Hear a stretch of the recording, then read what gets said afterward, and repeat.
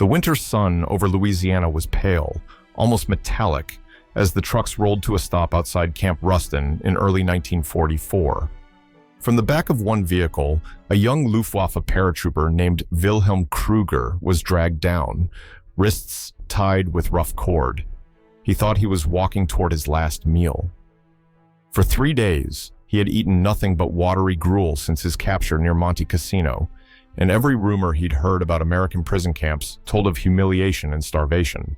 When the guards led him into a low wooden building with smoke rising from its vents, he braced for cruelty. Then he smelled beef. Inside, the heat hit like a wall. A great pot hissed on the stove, and American cooks, men in white aprons with rolled-up sleeves, moved between counters as if in a dance. Kruger's breath caught when one soldier lifted the lid of the steaming pot. The air filled with the scent of slow-cooked meat and baked apples.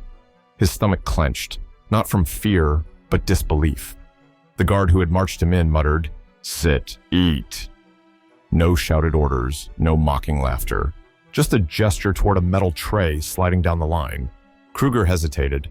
In his mind, this had to be a trick. He remembered the propaganda pamphlets that showed Americans as degenerates drowning in excess, incapable of discipline. Yet here, even in wartime, the kitchen was immaculate, the rhythm efficient. Behind the counter, a middle-aged sergeant with a cleft chin handed out portions. His movements were steady, almost ceremonial. "Next," he said. Kruger looked up, expecting contempt. The sergeant only nodded toward the plate. Beef stew, mashed potatoes, a square of cornbread, and, impossibly, a slice of apple pie. When the prisoners sat at the long table, silence fell among the other Germans. One whispered, "Perhaps it's poisoned."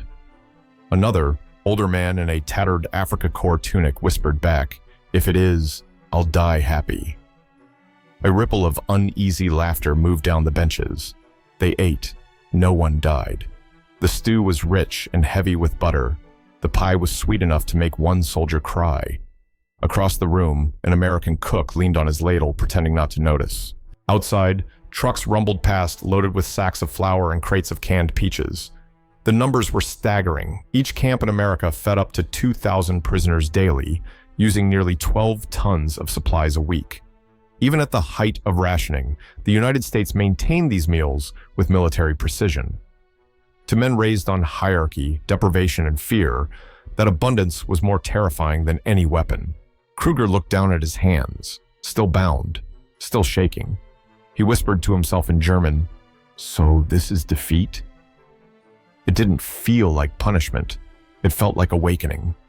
In a few minutes, the world he had known, the proud Reich of order and superiority, had begun to dissolve in the smell of stew and pie. Somewhere near the stove, a kettle began to whistle. One American guard switched it off and laughed softly, "Don't let it burn."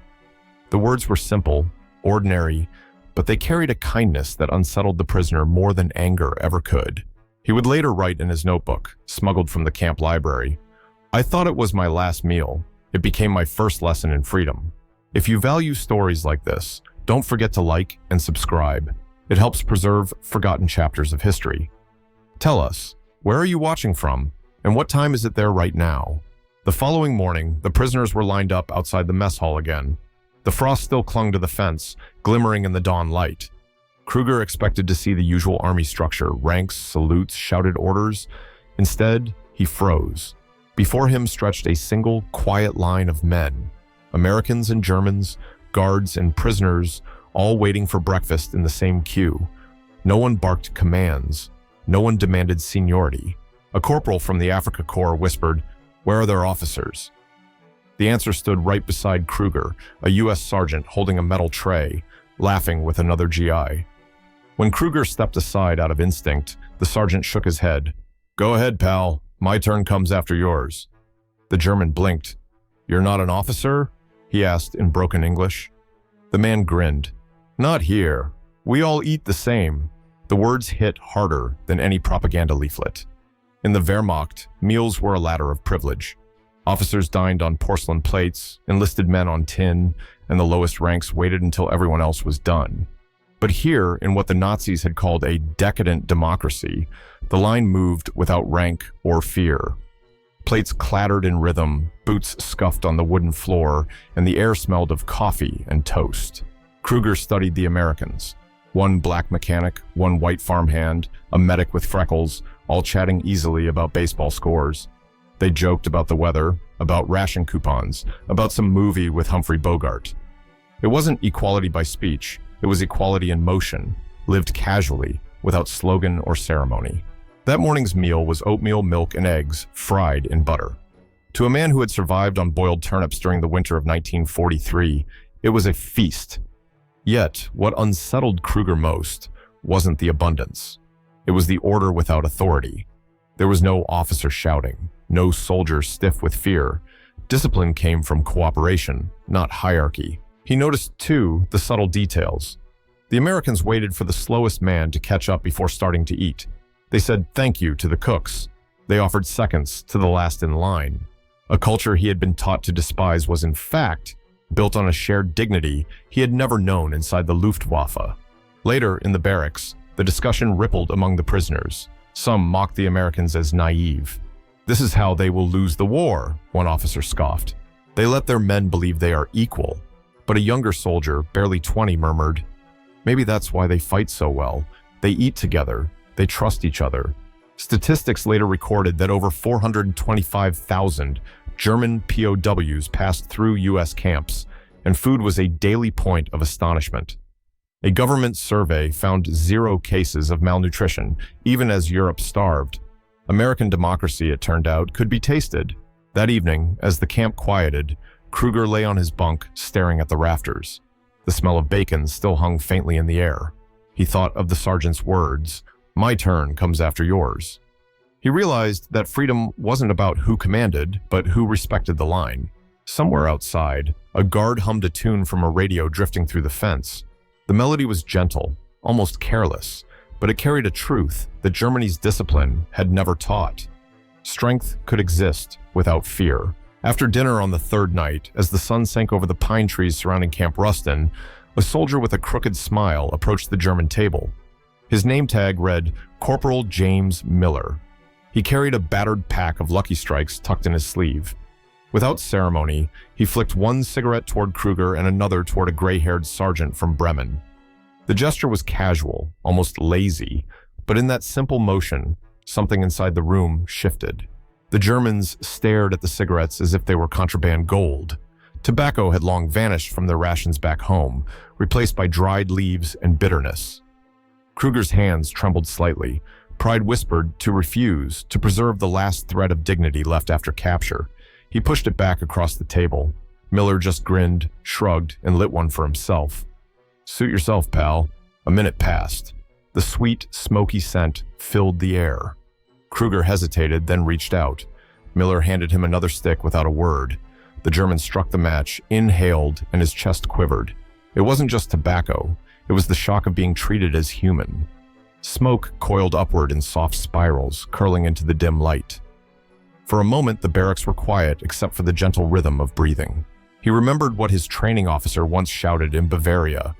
"The enemy is a beast. He shares nothing but bullets." Now, across a wooden table, the so-called beast offered warmth and company. Kruger exhaled and whispered in German, "They lied to us." The older sergeant beside him nodded slowly, eyes glistening. Later, in his diary, Kruger wrote, "A cigarette, nothing more, and yet it broke the spine of my arrogance." Historians would later note that American camps issued over 300 million cigarettes annually to POWs, not as bribery, but as routine rations. Small gestures, repeated daily, reshaped perception more deeply than leaflets ever could. That night, laughter returned to the mess hall. An American cook joked about Louisiana mosquitoes. A prisoner offered to trade his sketch of a Messerschmitt for another smoke. Barriers began to crumble in invisible ways. When the lights went out, one POW whispered into the dark, "If this is defeat, it tastes better than victory." Outside, the guards walked their rounds under the moon. The camp smelled faintly of tobacco and pine. A few embers glowed where the prisoners had stubbed out their cigarettes on the cold ground. In the distance, a train whistle echoed. The sound of movement, of a world continuing beyond fences. By the time Kruger drifted into sleep, he understood that pride, not hunger, had been his real prison. The cigarette had done what sermons and speeches never could. It showed that compassion didn't weaken a man. It freed him. Weeks later, the guards reassigned several prisoners to Kitchen 42, the heart of Camp Ruston's dining operation. It was a long, corrugated structure filled with clatter and steam, where both Americans and Germans worked side by side. The camp command believed in productive re-education, but to the prisoners, it felt like humiliation, at least at first.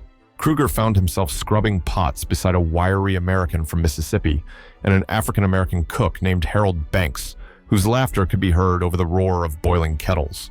Each day began at 5 a.m. The menu was posted on a chalkboard: oats, beans, stew, bread. At first, Kruger refused to touch the food that fed his guards, insisting it was beneath his rank as a paratrooper. But hunger and routine have a way of sanding down pride.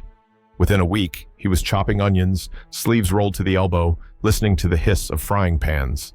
Harold, the cook, joked, "You cut slower than my grandma." And for the first time since his capture, Kruger laughed out loud. There was no shouting here, no rigid chain of command. Orders came as requests. "Mind stirring that pot? Could you wash these trays?" It was a different rhythm, guided not by rank, but by respect. Harold explained how the portions worked. Each man, guard, or prisoner received exactly 2,800 calories a day, no more, no less. Color, creed, or nationality didn't matter. The ladle made no distinction. One morning, a former Luftwaffe captain assigned to dish duty protested, "I once commanded a squadron. I will not wash your plates." The American supervisor, a corporal barely 20 years old, replied calmly, "Then you'll teach the others how to dry them." It was not an insult. It was inclusion, an insistence that even the proudest man belonged to the team. Statistics later confirmed the scale. Over 200 POW camps in the U.S. used kitchens as informal classrooms. Manuals in German taught concepts like hygiene, nutrition, and democratic responsibility. At Kitchen 42, these lessons came without words. They were baked into the daily act of cooperation. Kruger began to keep notes on scraps of flour paper. One entry read, "Here, work is shared, not commanded.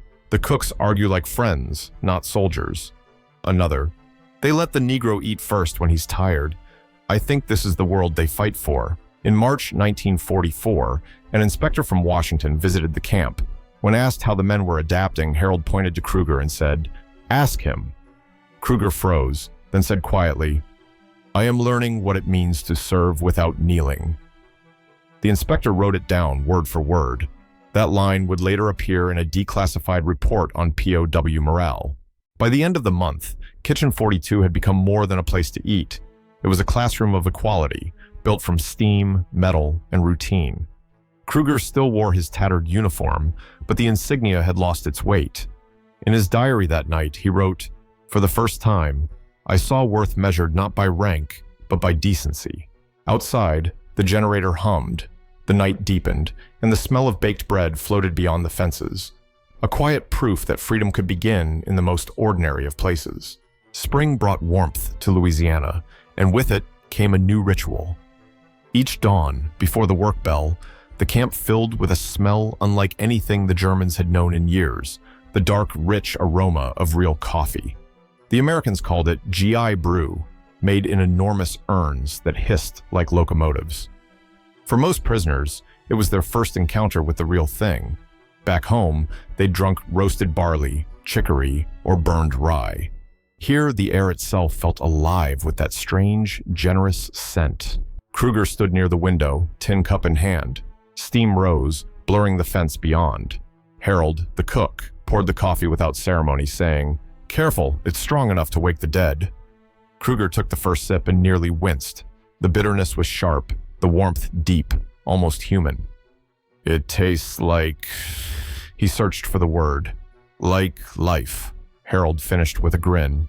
Later that morning, Kruger sat with his friend Otto Weber, a mechanic from Bremen. Otto whispered, "Can you imagine? Coffee every day. My wife writes that she boils potato peels just for the smell." Kruger nodded, silent. For a moment, he could see his wife's hands holding a chipped cup somewhere across the Atlantic, and the distance felt unbearable. Inside the kitchen, the small sounds multiplied. The scrape of spoons, the whistle of the kettle, a radio faintly playing Benny Goodman. These noises, once alien, had become the heartbeat of survival. Kruger wrote in his journal that night, "It isn't the taste that moves me. It's the thought that an enemy gives me something warm without expecting surrender." Across the United States, over 370,000 German POWs drank that same morning coffee in more than 500 camps, unaware they were part of what historians would later call the silent reeducation. The lesson wasn't taught by pamphlets or lectures, but by breakfast. Each sip carried a message. Equality was not propaganda. It was a practice. One American corporal, seeing Kruger stare into his cup, said jokingly, "Don't look for the future in there, partner. It's not tea leaves." They both laughed, but in a sense, Kruger did see the future in that small swirl of steam. A world where kindness no longer needed permission. As the camera lingers, the audience hears the low hum of the mess hall, the metallic clink of cups, and a faint breeze pushing through the mesh windows. Everything feels ordinary, yet sacred. The prisoners who once dreamed of conquest now dreamed of the next morning's coffee. Tell me, if you were in Kruger's place, if the hand that poured your drink once carried a rifle against you, would you take it? Or would pride still keep you thirsty? The man who ran the kitchen was named Thomas Riley, a quiet American in his late 40s whose gray hair showed beneath his cap. Few prisoners knew his story at first. They just noticed he worked slower on some days, his eyes lingering on the trays a moment longer than necessary. One evening, Harold told Kruger the truth. "Tom's boy," he said softly, "was a paratrooper, killed on D-Day." The silence that followed felt heavier than the humid air. The next morning, Kruger couldn't meet Riley's eyes. He had jumped over Normandy too, from a different sky, under a different flag. The thought twisted inside him. During breakfast prep, he accidentally spilled a pot of soup. The hot broth splashed everywhere. Kruger stammered an apology, expecting a roar of anger. Riley only handed him a rag and said, "Clean it up, son. Happens to all of us." That single word, son, struck harder than any insult could have. Later, when the bell rang for lunch, Riley filled each tray himself. The prisoners lined up quietly. When Kruger reached the counter, Riley looked straight at him. There was no hatred in his face, only a strange calm. He served the stew, the bread, and even added a piece of pie. "If my boy were alive," he murmured, "I'd want him to treat you this way." Kruger froze, unable to speak. Around him, the kitchen sounds blurred, the hiss of steam, the scrape of metal, the muted shuffle of boots. He wanted to thank the man, but could only nod. The warmth that had once been humiliation now became grace. That evening, Harold found Riley sitting alone outside the kitchen, a small photograph in his hand, his son, in uniform, smiling. "You sure you're okay with this?" Harold asked. Riley sighed. Feeding them doesn't bring him back, but hating them won't either. Inside the barracks, Kruger wrote in his notebook, "Today the enemy gave me forgiveness I didn't earn." He folded the page and hid it under his pillow. Historians later discovered that more than 40% of American kitchen staff in POW camps were combat veterans or bereaved fathers. Many, like Riley, chose compassion as their quiet rebellion against grief.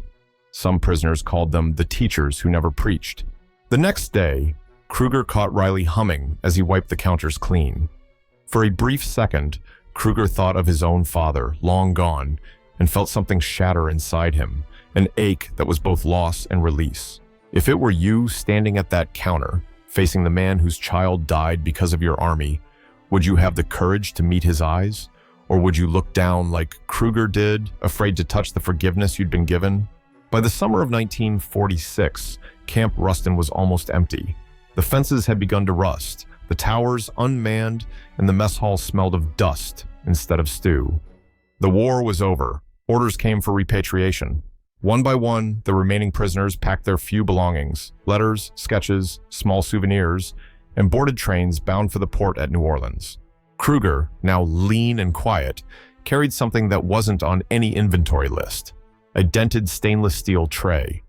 On its underside, scratched faintly with a kitchen knife, were the words, "Camp Rustin, 1944-45. It had been his first meal in captivity, his first proof that defeat could still hold dignity. When he stepped off the transport ship at Bremerhaven weeks later, the air of Germany was gray and brittle. His hometown, Stuttgart, lay in rubble. His wife, Anna, met him at the station holding a ration card and a nervous smile. He handed her the tray. "This fed me," he said, "and it changed me." For years, the tray sat in a corner of their rebuilt kitchen, a silent witness. Kruger returned to carpentry, raised 2 children, and avoided politics. But every morning, as he poured his thin coffee, he remembered Harold's laughter, the hiss of the pots, and the quiet eyes of Thomas Riley. Those sounds had become his moral compass, echoing louder than any anthem. In 1959, he wrote one last letter addressed to Louisiana. To the cook who served an enemy as if he were a guest, it read, "You taught me that humanity wears no uniform." The letter arrived after Riley's death. His daughter, who still lived in Baton Rouge, opened it, wept, and placed the note beside a small wooden box containing her father's service medals. Months later, the family decided to fulfill an unspoken wish. They shipped back to Germany an envelope containing a photograph of Riley's kitchen and a handwritten message. He never forgot you, either. When Kruger died in 1972, his son placed that photo beside the tray on the coffin. Across the ocean, in an act of poetic symmetry, the Riley family did the same. They laid Kruger's old tray atop the cook's casket, a bridge of steel crossing time, built not by war, but by decency. By then, few remembered the statistics that over 425,000 German POWs had once lived behind American fences, that 96% of them returned home without bitterness, that a program meant to contain had instead transformed. What endured was smaller, quieter, a shared meal, a word unspoken, the warmth of coffee offered by a former enemy. Some say the tray still exists, passed down through both families as a relic of humility. Others say it was lost to rust, but perhaps that doesn't matter. What matters is the lesson engraved in both hearts, that the strongest nations are not those that conquer, but those that can feed the conquered with compassion. And somewhere in the silence between the clang of dishes and the cooling of steel, you can still hear it. The faint echo of a ladle, the memory of mercy served warm. History often remembers wars through their thunder, the bombing raids, the parades, the numbers that fill textbooks. Yet what endures in memory are the quiet moments, the ones no historian planned to record. A pot of stew simmering on a Louisiana stove, a cigarette passed from one trembling hand to another, the hiss of coffee poured for a man who had once been the enemy. These are the details that reveal what victory truly means. For Wilhelm Kruger, freedom didn't begin with the fall of Berlin or the signing of treaties. It began in that diner at Camp Rustin, when the aroma of beef and apple pie replaced the stench of fear. Every act of kindness he met, from a sergeant who refused to pull rank to a cook who served with forgiveness instead of vengeance, chipped away at a worldview built on pride. He discovered that democracy was not a speech but a behavior, that equality could live in a cafeteria line, and that compassion could teach more than ideology ever could. The statistics are immense. Hundreds of camps, thousands of guards, millions of meals, but none of them explain how mercy outlived resentment. Across oceans and decades, a dented tray crossed between 2 families, its scratches carrying a story stronger than steel. That tray, and all it symbolized, became a quiet monument to decency. Perhaps this is why history must be told not only through the clash of armies, but through the sound of a ladle against a pot. Because somewhere between hunger and kindness, a man discovered what it meant to be free. And maybe that's the truest victory of all, the one that doesn't end when the war does.